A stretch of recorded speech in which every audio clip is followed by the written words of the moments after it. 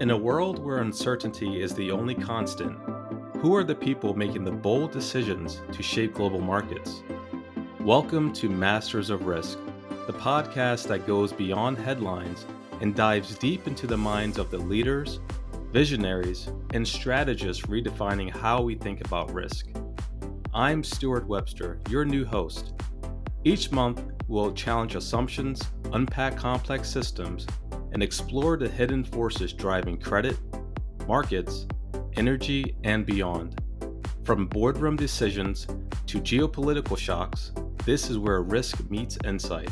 Grab your front row seat and let's get started. Welcome to Masters of Risk, Season 3, Episode 4. Today we're stepping into one of the most dynamic and often misunderstood frontiers of media, gaming. With billions of people around the world playing games every day, the opportunity to reach highly engaged audiences has never been greater. Yet it remains one of the most underused channels in advertising. Joining us is Dr. Jonathan Stringfield of Microsoft and author of Get in the Game: How to Level Up Your Business with Gaming, Esports, and Emerging Technologies. Jonathan holds a PhD in sociology and has built his career helping brands and platforms navigate the rapidly evolving digital landscape. In this episode, we unpack the risk and rewards of in-game advertising, explore the changing demographics of gamers, and discuss the implications of privacy, platform control, and technology on the future of attention. Jonathan, thank you for joining us today. Thank you very much for having me. Very excited to have this conversation. I'm sure it'll be a great conversation. And before diving into it, can you tell us a bit about your background, your role at Microsoft, and how you came to focus on gaming and advertising? For sure. So at Microsoft, I oversee business strategy, analytics, and trust for our advertising business at large. So that means a lot of things, but one of the primary duties I have is working with a lot of our publishing platforms and surfaces across Microsoft on their monetization strategies, particularly as it pertains to advertising. Um, I've been at Microsoft for just about a year. I come by way of the Activision Blizzard acquisition. So, for folks that are rudimentally familiar with kind of the entertainment industry, that acquisition happened in October of 2023, whereas I was part of the leadership team of the advertising business at Activision Blizzard, one of the largest game publishers in the world. And by merit of post acquisition, obviously made sense to kind of one bring a lot of the DNA that we were building on the gaming side into the advertising business at large, but then two, try to really figure out how all these things connect up. And that's a lot of the work that I've been doing today, though. Obviously, I'm pretty biased towards our gaming proposition, a lot of what we have going on there, understanding that, one, not only is it a lot of my background, but two, it's obviously a really exciting place that I think at Microsoft we have a unique advantage. So that's kind of the meat and potatoes where I am now. Prior to that, I think as mentioned before, I was very early on like Twitter and Facebook and what have you, really at like the kind of days where we were trying to convince advertisers like what this whole social media thing is. So the point being that a lot of my work, largely through an empirical lens, has been working with top brands, advertisers, or what have you, and helping them contextualize new technologies because, again, these are things that folks want to invest in. There's obviously a lot of consumer interest, but the connection between business goals and consumer interest and how advertising fits in isn't always clear. And a lot of my job is to kind of unpack that for folks. Absolutely. And the world of advertising and gaming, it's expanding every day, right? There's like a rapid expansion going on. And out of 8 billion people on the planet, 3.2 billion are gamers, actually, just to put that number in perspective. And so that means that 40% of the world is gaming, which is a massive opportunity for advertisers. What do people still get wrong about the gaming industry, especially in terms of its potential as a media and engagement platform?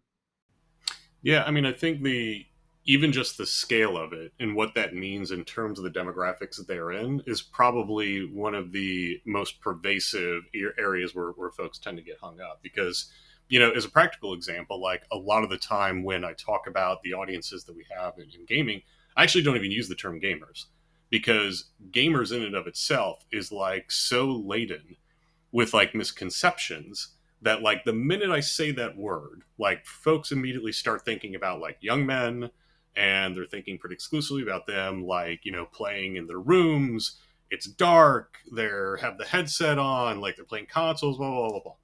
And for a lot of brands, yeah, absolutely, like that, like you want to reach that demographic, and there's something to be said about that, and we're all excited about Gen Z and so on and so forth.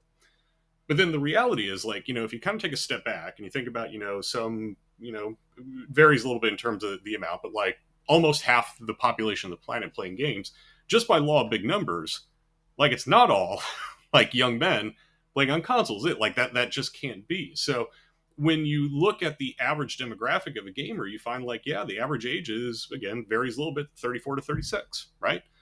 They're just as likely to identify as female as male, right?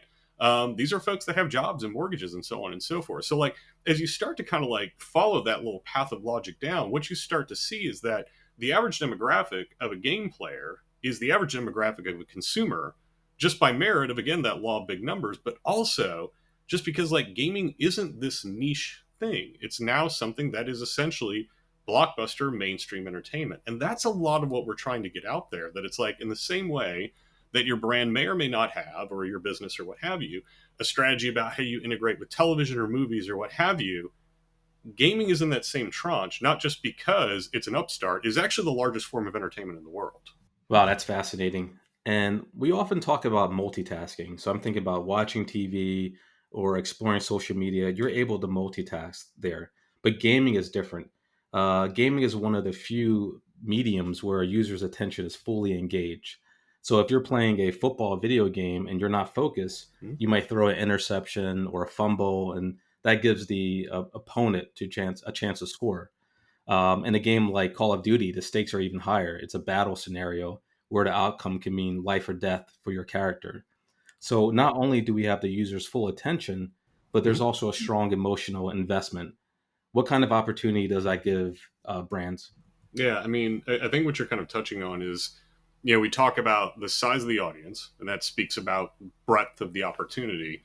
And there's a lot of breadth there, right? Like, it's hard to argue with 40 to 50% of the population of the world. But the real superpower of gaming is actually the depth of it, right? And when we think about, like, to my point before, in terms of like major forms of entertainment, how you integrate and so on and so forth, not only is gaming amongst those, but it's also highly specialized in terms of the depth of attention that it has with consumers. So, like, a practical example, like, let's keep on this whole trend of like looking at second screening or what have you. Like, fundamentally, like, if you're going to put an advert in a game, what you're brokering on is some degree of attention, right? Like, you are looking to relay some message to an individual to have some effect on their behaviors fundamentally, right? Like, that's the goal. And so to do that, people not only have to see it, but they have to internalize it, right? So all this gets to like this rather amorphous term that we call attention.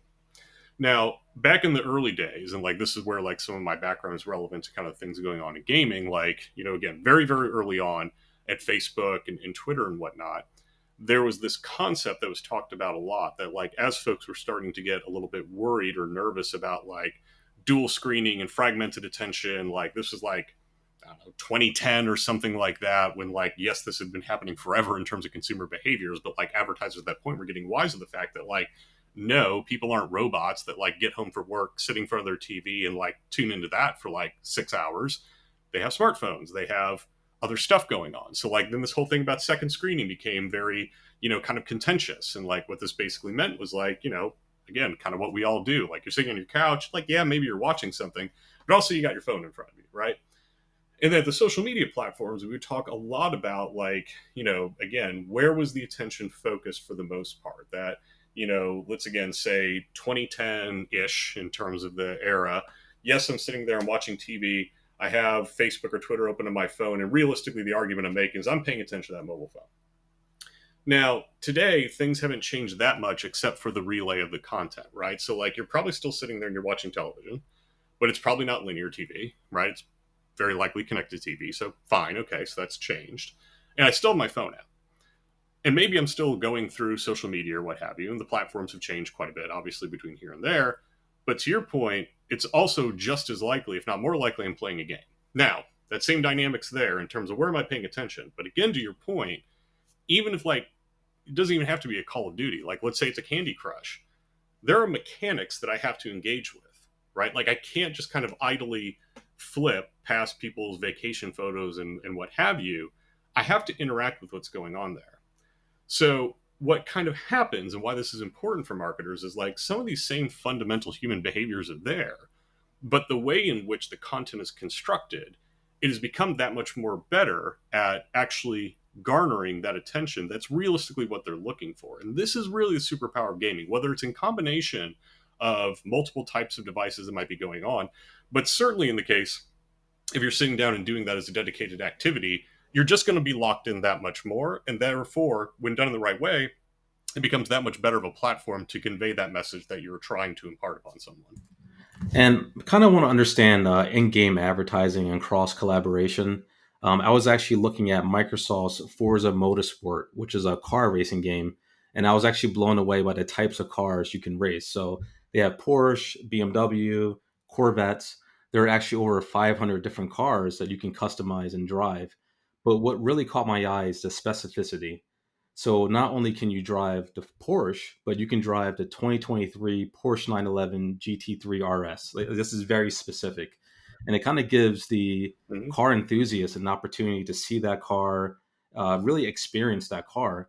And I would say that the details were so vivid that if you're in the market for one of these race cars, you can actually use this game to go shopping and kind of test drive these different cars. Not only that, but I saw a lot of cross collaboration. So, for example, there's the 007 James Bond car pack that you can purchase in this game, and that gives you an opportunity to drive Mm-hmm. the 1964 Aston Martin DB5 that James Bond drove in the famous series.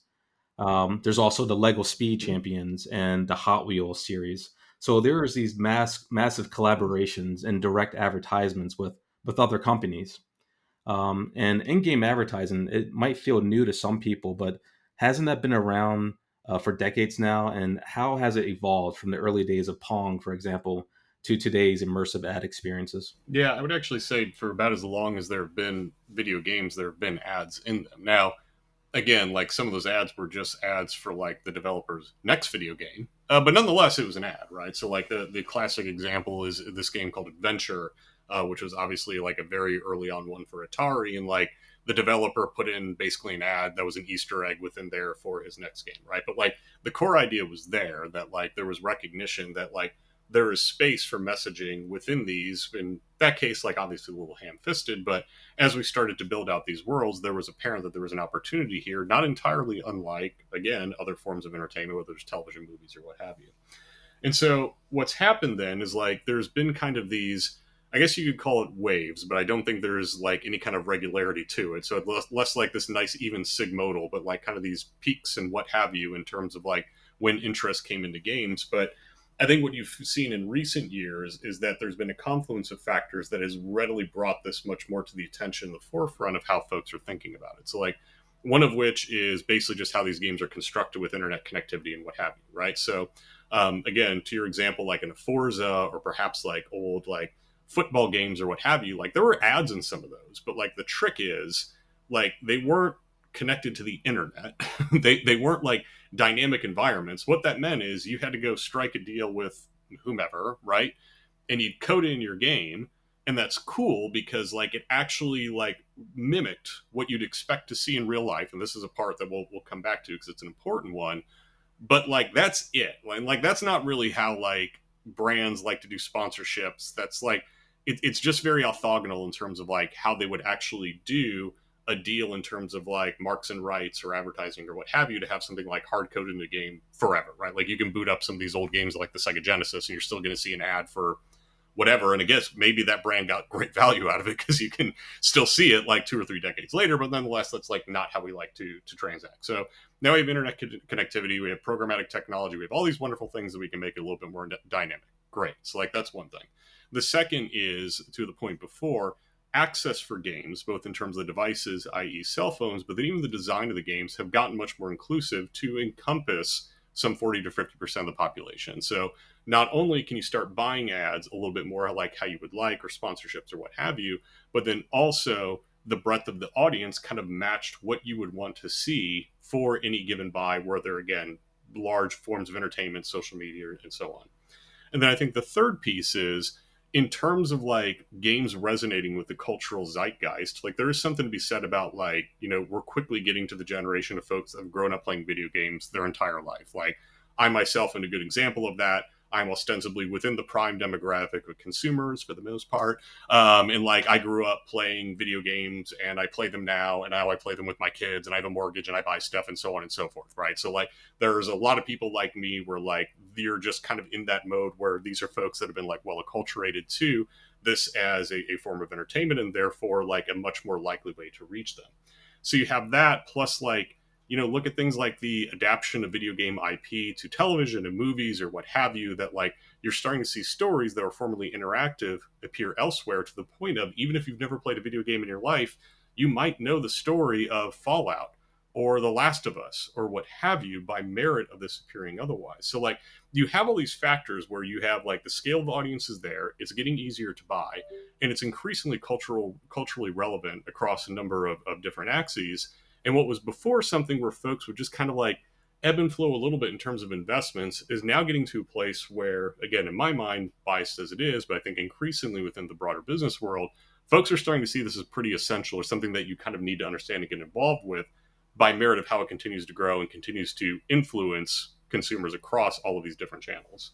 And you brought up a good point about the dynamic environment. So I guess if you can explain to our audience what exactly is dynamic advertisement, and from my understanding, in order for dynamic or personalized ads to work well, you need data on the user. So location data, preferences, maybe even their age and identity. How much of a threat do privacy regulations pose to the future of in-game advertising if it's becoming more dynamic and it's focused on these more customized, personalized ads? Sure. So like let's look at this at like two ends of the polarity in terms of like customer data and what have you. So on the one hand, I think there are going to always be like spaces within gaming where, folks have subscriptions, log in, there's known information about them, and there's a good environment and how this shows up is going to be a little bit different either which way to kind of serve an ad as you would on social media or what have you, but with all of the requisite protections put in place by various regulations, sovereign nations, and so on and so forth. So there's on the one hand, there's always going to be places where it's going to be like a pretty straight play that like, yes, whatever the dynamics are within the ad industry, we're going to do that. We're going to be adherent, and we're still going to find a way to like, make this a good experience, principally for our players, but also make sure that advertisers get the audiences they want. But like, that'll be a little bit different in terms of like, will that be like, again, just showing up within a gameplay experience versus the load up versus like something like the Xbox dashboard versus like some other like entryway into the portal, like all that's going to be a little bit variable. But like as an aside, what we're touching on there is like we're saying in-game advertising, and what that can mean is like a lot of different stuff, and then therefore like how we'll think about user privacy and what have you is going to be fairly differential across those. So like on the one hand, I think there's definitely a world where we kind of navigate that successfully, not entirely different than any other digital platform that is within digital advertising. Now let's look to the other extreme, right? Which is kind of an interesting case. We're like, okay, let's say for sake of argument that, the regulatory environment gets so tight that all of these things that like, candidly a lot of digital media is brokered on today, which is essentially information about you, just isn't practicable, right? To the point of like, well, a lot of this stuff is kind of cutting down, right? I still think gaming's in a really good and interesting spot there. So like, let's take an example. You brought up Call of Duty before. One of the opportunities that we've had in the past is that you can be in this environment and Call of Duty takes place in a bunch of different settings, but for the most part it's kind of like near future or futuristic environments, and I'm running around this area and I see a billboard, and boy, when I see a billboard I expect to see an advertisement, don't I? Right? Now, when I see an advertisement, and if I'm like in this world, right, and I'm trying to get focused, I'm trying to immerse myself, like it probably makes sense if I see a brand that I would expect to see, right? So like me as a human, as a consumer out in New York City, right? Like I'm going to see a billboard, I expect to see a brand I know, and so on. So if we can bring that into the game environment, that's like a net win, right? For not just for the advertiser, but again, also for the game player, if it is done in a way that helps improve immersion. So also to your point about Forza, one of the reasons that those things are, or those types of partnerships are so successful is because, yes, like ostensibly, like it's a way for, in that case, the car manufacturers to highlight their product, but because it's so like natural to the environment, it actually improves the immersion that you can really have the touch and feel of these cars. Like that's actually something that demonstrably improves the gameplay experience. And like not every type of partnership or advertisement is going to be to that tier, but that is kind of what we want to go for as kind of the best case. So then returning back to this point about the billboards, In a world where I'm walking around New York City, there's that billboard that I see on wherever, Fifth Ave or what have you, like it doesn't know anything about me, but it's placed there because of the context of it being on Fifth Avenue in Manhattan, right? May see where I'm going with this. That, like, in the same way, if you know the context of the game and who plays it, and again, we do have a very good idea of like what demographics play what games and in what ways and so on and so forth. And this is definitely something we work with marketers on. We can get very contextually tight on putting the right type of advertisement in the right environment for the right player in a way that'll be accretive to the brand. So it's a long way of saying that, like, in a world where like everything gets locked down in terms of regulation, and we have to go back to like the olden days of contextual advertising, here too, I think we have a really strong and interesting foot to stand on in these gaming environments based upon the fact that, like, we know who plays it, we know good ways to implement it, and we know a way that we can still be effective in terms of communications, even without having exhaustive information of the person playing the game. Yeah, there's clearly a lot of complexity and thought that goes behind this here. Now, we talked a lot about the software gaming, I guess the virtual user interface, the environment, the graphics, but gaming runs on hardware, and that means chips, consoles, and cloud infrastructure. Actually, one of my kids is an aspiring pilot, and last week we went out to purchase Microsoft Flight Simulator 2024, and I quickly found out that my computer is outdated. It had an old graphics card, so we had to go out and purchase a new computer with an NVIDIA GeForce 5070 chip, one of the latest and greatest chips. I'm mentioning this because that was virtually impossible to do in 2020 because we had the supply chain shutdown and these chips weren't available, which I'm sure affected the gaming industry. So, do you ever have to think about supply chain disruption or system outages as a business risk for gaming? 100%. And I mean, I think the example you brought up is a good one. And it also underpins a lot of where I think you'll see increasingly strategies are moving, not necessarily for game advertising, but for gaming in general, which is to say that, like, it's putting a lot of burden on the consumer. In your case, you had to go out and you bought this software, and then you bought a computer, and then you bought like this very expensive graphic, like a 5070. That's not cheap. Like, you had to go out and buy all that stuff to operate that software. And, like, look, there's always going to be some percentage of individuals who are going to do that, right? Like, so I'm like kind of like on the enthusiast level, like, yeah, no problem, I'm going to do that. But like maybe my father won't, right? And like you, who's maybe not playing as many games as I, like, you did it because you had the necessity, but that really wouldn't be your bread and butter. And so in that world, that's where things like cloud technologies and streaming and what have you, like, Microsoft as a whole is highly bullish on this, not just because of Azure and because like it's very kind of synergistic with like some of the other, businesses within Microsoft, but because realistically, that's how we see that a lot of potential game develop or game behaviors are going to go.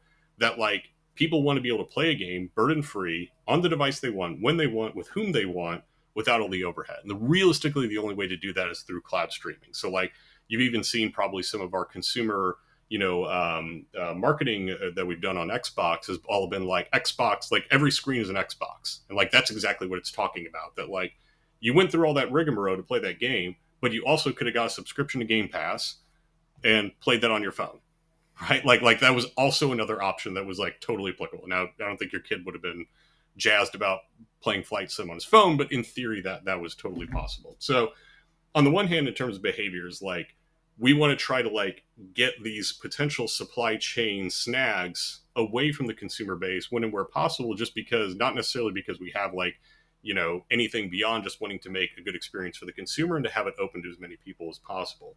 But realistically, that does kind of tap into the fact that like a large part of my work, even though like I'm not focused on pure game development or what have you, but I work closely with our game studios and our Xbox platform or what have you, is I really need to understand the gaming business and like all the things that can be disruptive, inclusive of supply chain, but then also just larger macroeconomic factors. Like, gaming as a business is super challenging. It is super difficult. And it's like hard to make a hit game. And it is hard to like align science and art in a way that's fun in a fairly repeatable way. Like, all of this is super, super hard. And then you have the overture of like, look, we're in a recession. Like, consumer spending is down. Things like spend on entertainment is likewise going to go down. So like, understanding how this impacts, what types of audiences are going to come into our experiences, not just from a studio standpoint, but even from mine in terms of an advertiser standpoint, is super important. So like, that aperture in terms of like the risks that have to be implemented into our thinking can get just about as wide as you want, because it is this giant global business that is like at its core a technology business. Wow, that's fascinating. And you're right. As soon as I installed the simulator and I opened the program, I saw the Xbox advertisement, and then also with the new computer, it comes with a Game Pass, and I didn't realize how integrated, Mm-hmm. Xbox and the Microsoft and the Game Pass, how integrated that is. So, and there's also a lot of upselling there. Yeah, let's talk about it next time before you go out and buy a bunch of Yeah, stuff. We exactly, can get you right? hooked up. Yeah, so there's a lot of upselling there too. And I consider purchasing the Xbox, but it actually did not get approved by my wife. So we had to go out and purchase a computer Hmm. instead. Um, but with all the recent advances in technology, just thinking about generative AI, spatial computing, what's your take on where advertising and gaming are headed next? Yeah, I mean, there could be a large conversation we could have about things like generative AI in general, and obviously that's kind of like the hot topic as of late. But like, I think a few things. Like, one, I'm in the camp, which I think a lot of other folks are, that like the extent to which this continues to be a technology which enables folks to do more than they could do before, right? And again, like this goes from like small advertisers now can make assets and rapid translations of their advertisements kind of turnkey in our platforms, like great. Like that is something that just inherently provides value, right? On the other hand, we think about, even things in terms of game development, like where there's spots and dots of that being incorporated. I'm going to butcher where I got this from, or and maybe even the quote itself, but like someone noted that like as your costs go down, your capacity for risks go up, meaning that anywhere there is a place where we can save money on development to then do what we want to do best, which is make cool and creative experiences, that too is a net win. So like again, there's a couple different angles that we could look at this, but I think one of the things that I've been kind of pushing folks a lot on is like, in particular in the marketing world, in the broader business world, folks are still just trying to kind of reconcile, like, oh, everyone's talking about this Gen AI stuff. I don't know what to do with it. Seems important. I haven't incorporated it. Am I being left behind? What are we doing? What's up? Is the sky blue? And so on. And the point that I'm kind of trying to push on them is like, look, if you think about what this is supposed to do on a consumer basis. And again, there's a lot of different theses around this, but I think the major one is eventually we're going to get to this world where we have like these AI agents that work on our behalf to do a bunch of stuff, all the way to the point that maybe like the internet itself doesn't even have a UI anymore. It's like realistically, we're just kind of like talking with computers. Interesting. And again, like maybe we'll get there, maybe we won't. I don't know. Like, well, we probably don't have enough time here to like fully unpack that. But in this world where in theory I'm supposed to have a more kind of effective, with an A, like a more kind of like emotionally engaged relationship with this platform, it is important for us to think about and look at other platforms, other technologies where folks are emotionally engaged. And again, this is where I kind of bring up gaming for folks, that like if you want to think about what it means to like be deeply, deeply like not just kind of use a technology or like a technology, but love a technology, like gaming is probably a good example of it. Not the least of which, how most consumers think about AI in general, all of their thinking comes from games. Like that's generally where folks have had some degree of interaction with an artificial intelligence, is through the lens of games. So that's a long way of saying that on the one hand, I think it has a lot of interesting upside in terms of how it can empower folks both in the creation of games, the creation of marketing content therein, but then also gaming is a really interesting lens for us to kind of understand it more generally from the consumer perspective. So you think about that plus, other platforms in which it may come through in terms of spatial technology, and what does this mean for augmented reality and what have you, and how does that impact gameplay experiences versus how we consume our information. Like all of that starts to like cascade fairly quickly, but all benched, I think, in this core premise that for us to really understand what's next, we have to understand what's important to people today. And that's why, like, yes, I'm a gaming fan, but I think gaming is important because it truly matters to folks as a technology platform. And it's how we've been learning about technology since computers came to be. And just to wrap up here, the latest games are extremely impressive, but nothing beats those nostalgic games that come from the past. And I got to say, for me, it's GoldenEye 007 on N64.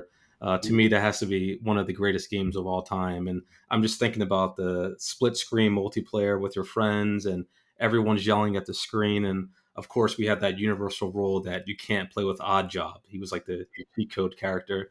Hmm. And it wasn't just a game, right? It was kind of like a rite of passage as well. And it's amazing to think about how far we've come from that time to now, where we have like these more immersive, data driven games.